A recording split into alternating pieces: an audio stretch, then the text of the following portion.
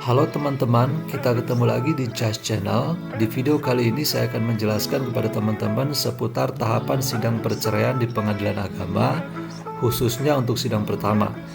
Bagaimana agendanya dan apa saja yang ditanyakan oleh hakim di sidang pertama tersebut. Oke, langsung saja. Kita mulai dari pendaftaran gugatan. Setelah gugatan cerai didaftarkan di pengadilan agama, nanti jurusita akan memanggil penggugat dan tergugat di tempat kediamannya untuk menghadiri sidang.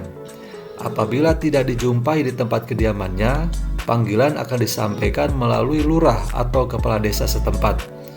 Pada saat memanggil tergugat, petugas pengadilan selain menyerahkan surat panggilan, juga akan menyerahkan salinan surat gugatan dan memberitahukan kepadanya bahwa ia dapat menjawab gugatan tersebut secara tertulis atau dengan surat.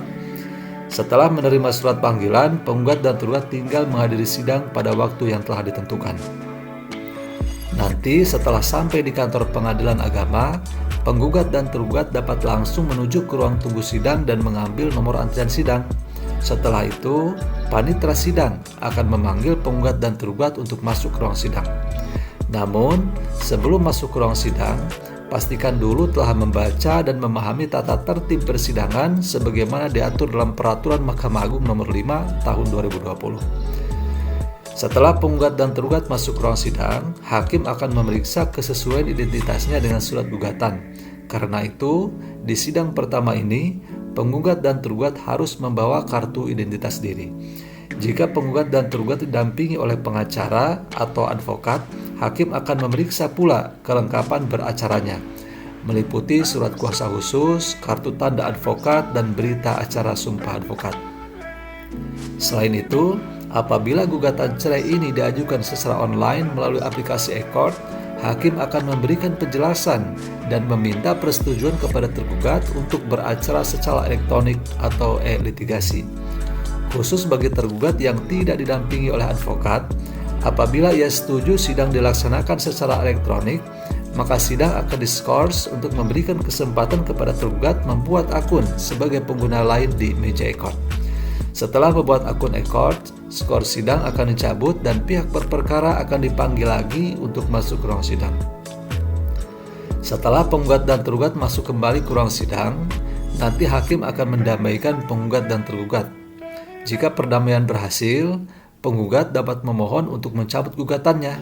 Sebaliknya, jika perdamaian tidak berhasil, hakim akan memberikan penjelasan tentang mediasi kepada penggugat dan tergugat.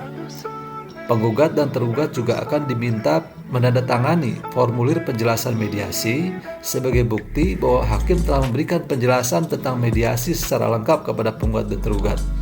Selanjutnya, penggugat dan tergugat akan diberikan kesempatan untuk memilih mediator dalam daftar mediator. Setelah mediator dipilih, nanti hakim akan menjatuhkan penetapan dan menunda persidangan untuk memberikan kesempatan kepada penggugat dan tergugat menempuh mediasi. Pertanyaannya, bagaimana jika tergugat tidak hadir di sidang pertama? Jika tergugat telah dipanggil dengan patut dan tidak hadir di sidang pertama, maka gugatan penggugat dapat dikabulkan tanpa kehadiran tergugat, kecuali jika gugatan tersebut tidak mempunyai dasar hukum atau tidak beralasan.